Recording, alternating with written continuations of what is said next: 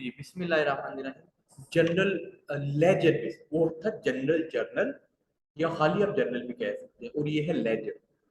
अच्छा, पहले तो इन्होंने एक इसका एक फॉर्मेट सा दिया हुआ है which I believe you are well aware with. एक तरफ डेट, फिर डिस्क्रिप्शन जिसको नरेशन कहते हैं, रेफरेंस या उसको लेजर फॉलियो भी कह ले। मेन चीज डेबिट क्रेडिट और डेट। अच्छा, द फॉर्मेट और template of general ledger is usually, इनमें क्या क्या चीजें जो ऊपर हैं हम उनको देख भी लेते हैं। Account, in this column we need to mention the account whose ledger we are creating, for example the cash account. तो कैश अकाउंट सबसे ऊपर आ जाएगा, नीचे यही फॉर्मेट लेजर वाला। पहली चीज कि अकाउंट हमें पता होना चाहिए, परचेजेस है, कैश है, सेल्स है, क्या है। फिर दूसरा, account number and page number. Relevant entries need to be entered here to favour easy compilation, easy comparison, easy judgement के लिए अकाउंट नंबर या पेज नंबर लिखा जाता है। फिर date contains the date of the transaction, जो अभी important चीजें हैं, डेट। फिर डिस्क्रिप्शन, फिर एक तरफ डेबिट अमाउंट, फिर दूसरी तरफ क्रेडिट अमाउंट। जो मोस्ट राइट कॉलम है क्रेडिट अमाउंट, उसके साथ जो राइट से सेकंड नंबर पे है, सेकंड लास्ट कॉलम, वो डेबिट अमाउंट। इतनी चीज तो क्लियर है, ये इसका फॉर्मेट। अब एग्जांपल देखिए जी, examples of ledger accounting. Example one में जैसे वो कह रहा है कि 16 जुलाई 2019 को USA company sold goods to customer, $55,000 की उसने कैश के ऊपर चीजें बेची किसी भी कंपनी ने। तो below is the transaction journal entry. We have also provided the two accounts ledger in which journal entry will be posted. पहले उसकी सिंपल वो देखिए, डेट, अकाउंट डिटेल, कैश आ गया, जबकि सेल्स उस कंपनी ने किसी बंदे को क्रेडिट दिया। अब इसका जब लेजर बनाएंगे तो हमें पता लग गया कि दो अकाउंट बन जाएंगे। जर्नल में तो देखिए ना, एक ही सिंपल डेबिट क्रेडिट एंट्री थी। अब एक तो कैश का अकाउंट बनेगा, जितने भी कैश वाले आगे मामलात होंगे वो इसके नीचे, and the other account is sales, जो दूसरी एस्पेक्ट हुआ है। तो इसमें आप देखेंगे कि डेबिट साइड कैश आ गई, वही आप जनरल डेट, आगे अमाउंट कैश, इसी तरह दूसरी तरफ सेल्स अकाउंट, डेट आ गई और वही एंट्री सेल्स चली। ठीक है, अब एक और मिसाल देते हैं। On January 1 a firm receive $10,000 from a debtor. ठीक है, यकम जनवरी को उसने लिया। On January 9 the firm purchase some goods with 4,000 cash. उस 10,000 में से 6,000 की उसने चीजें खरीद ली। Also the business paid 1,000 rent on January 11। उसी 10,000 में से 4,000 की चीजें खरीदी, फिर एक रेंट भी 1,000 का कर दिया। अब ये बेसिकली आप देखिए कि दो तीन अकाउंट आ गए, कैश का भी आ गया, रेंट का भी आ गया, और एक कौन सा, हाँ, डेटर का भी आ गया। अब हम इसको देख लेते हैं।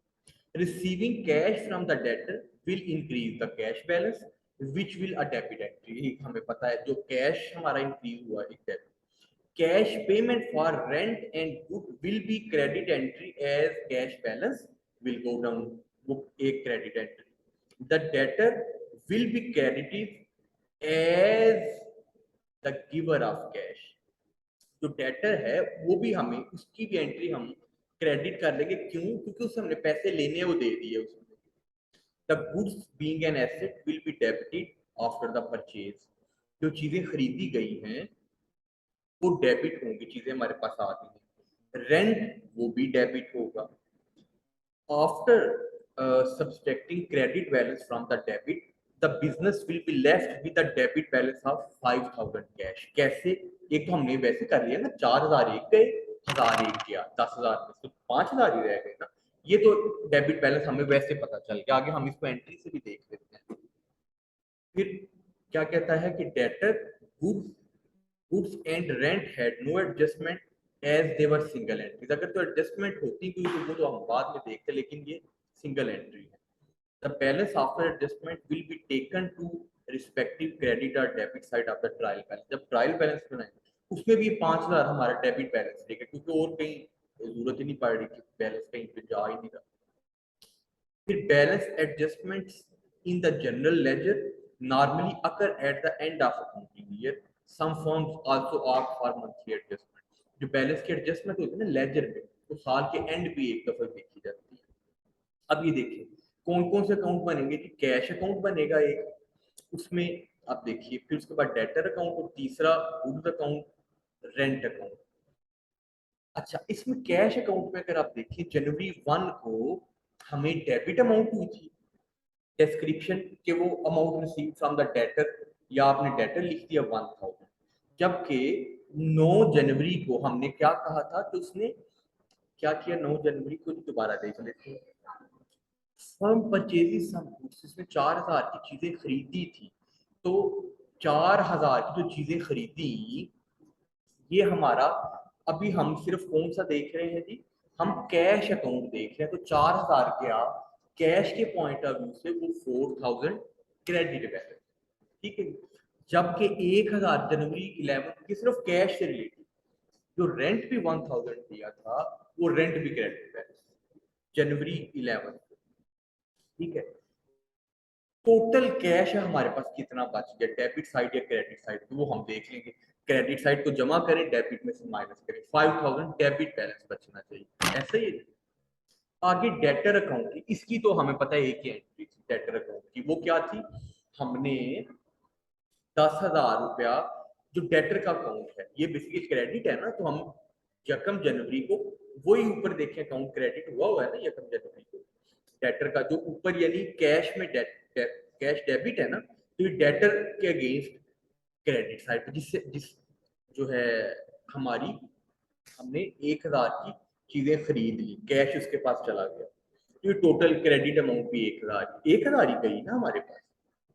फिर गुड्स अकाउंट, अब गुड्स जो जो खरीदी, वो गुड्स अकाउंट में हमने, हमारे पास गुड्स आई 4000 रुपए की, ठीक है। क्या था कि एग्जैक्टली क्या था, we have also the business paid one some goods with 4000 cash, ठीक है। इस पे हमने गुड्स के अकाउंट में लिख लेना कि गुड्स के अकाउंट में आप देखें कि हमने 4000 रुपया डेबिट किया, यानी हमारी 4000 के अगेंस्ट आई, तो ये वो गुड्स वाला लिख दिया। इसके अलावा भी कोई अकाउंट है, एक है, वो रेंट का था, वो रेंट की मद में जो हमारा कैश 1000 हमारा एक्सपेंस हुआ, ये रेंट भी हमारा डेबिट हम कर लेंगे 1000 का, यानी रेंट भी गुड्स भी एंड पे, जब इसको वो हम 4 अकाउंट जर्नल से हमने लिए, और सबको हमने डिफरेंट क्लासिफाई कर दिया, किन हेड्स के साथ, एक कैश अकाउंट था, एक डेटर अकाउंट था, एक गुड्स अकाउंट और एक रेंट अकाउंट, इन चारों को, इनकी एंट्री अब जर्नल से उठाई, लेजर में क्लासिफाई करके चारों को लेता है, ठीक हो गया। इसको मैं भी यहाँ पे रोक